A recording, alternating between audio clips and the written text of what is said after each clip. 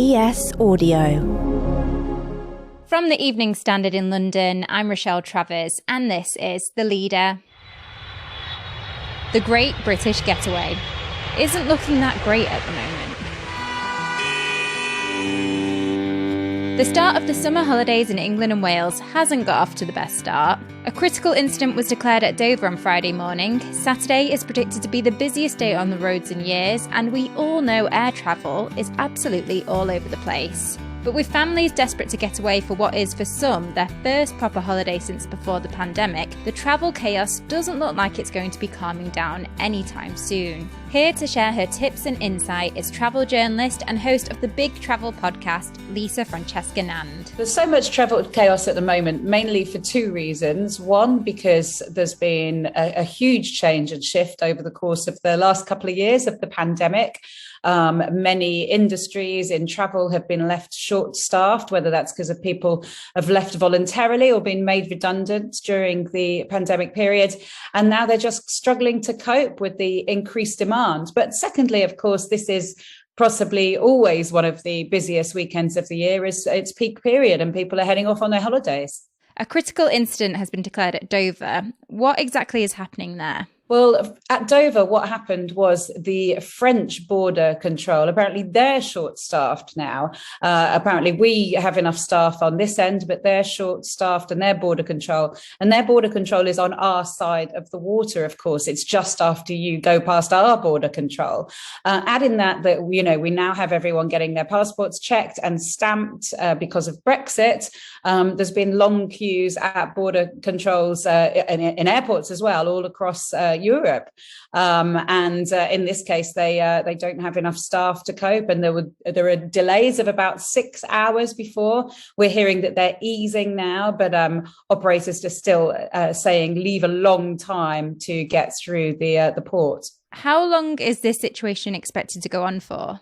Well, it was pretty crucial this morning, but they seem to have the Port of Dover are tweeting at the moment saying that French border patrol and police seem to have enough people now to operate normally. But of course, there's a backlog of people waiting to get through. So delays might continue for the rest of the day and possibly even tomorrow, but we'll have to wait and see. Let's look at the roads now. Tomorrow is set to be the busiest day on the roads in years. Why is this happening and how bad is it expected to be for those trying to get away? It's one of the busiest days on the roads in years. I mean, mainly because of the post-pandemic period. We have seen busy times when people have been driving off on UK holidays. The staycation was huge over the pandemic period when we were allowed to go places, when we weren't in lockdown. But the appetite to move around and to travel and to staycation or to visit friends and family has absolutely increased. And on the roads, we can expect the usual busy areas. I think most people by now realise that if they're driving to somewhere at peak times, there are going to be some very busy spots, and I certainly know many people who try and get away, with avoiding the busy spots, like leaving at very late at night so the kids can sleep in the car, or getting up very early to avoid the traffic. But at some point, we are going to hit busy traffic. I think that's confirmed. Are there any areas in particular people should avoid on the roads?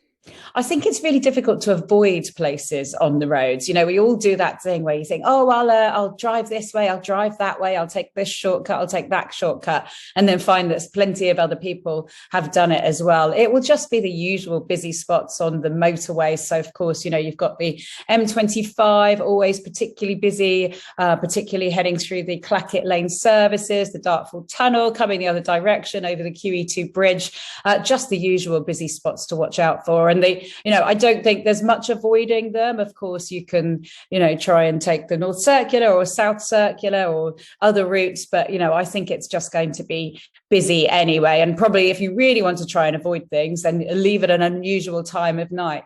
On to flights now.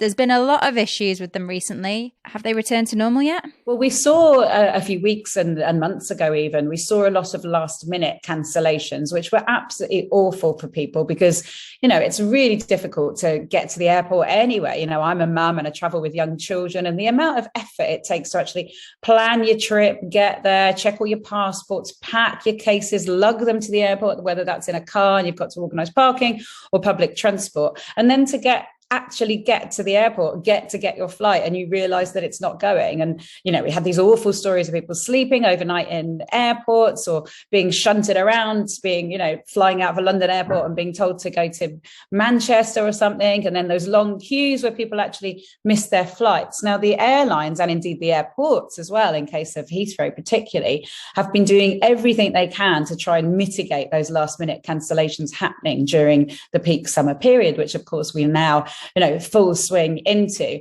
And what they've done, you might have heard, is reduce flights capacity and reduce seat capacity. However, the good news is that was done to mitigate those last minute cancellations. And it does seem to be by and large doing that. 95% of flights are going away. It's up to us on the news. We have to talk about, the problems because they do exist and they will affect tens of thousands of people. But I think it's also important not to panic and to actually bear in mind that 95% of people are going away on holiday and coming back. You're just not hearing from them because, their things are relatively easy, although there are queues, I will give that. There are delays and queues and a little bit of anxiety as to whether your suitcase will return home with you. So Lisa, would you say we're back to normal already, or will we have to wait until the busy summer period is over until we see that? It's a very good question. Are we back to normal? Well, we're not quite at the same levels in terms of people flying abroad. We're at very high levels, but not quite yet as the same levels as pre-pandemic. And the airports are not, fully staffed as they should be. Gatwick has just recruited another 400 ground personnel, which is going to be very helpful. So it's not quite normal. But then when you're going on holiday at this time of year, which often people are doing because they've got no choice because, they've got kids of school age and they have to go during the school holidays, or they're restricted, whether they're teachers or whatever employment, they're restricted to this time of year. You are kind of used to long, messy situations at airports. So, I don't think there's any way of avoiding it. I'm not sure how long it will take to go back to normal, but, rest assured that people are still going ahead, and it's not putting me off. I'm going to Spain in a week's time, and I hope to be there.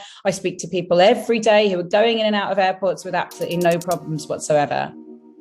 Let's go to the ads. Stay there to hear more from travel expert Lisa Francesca Nand. Whilst you're here, why not give the leader a rate and follow?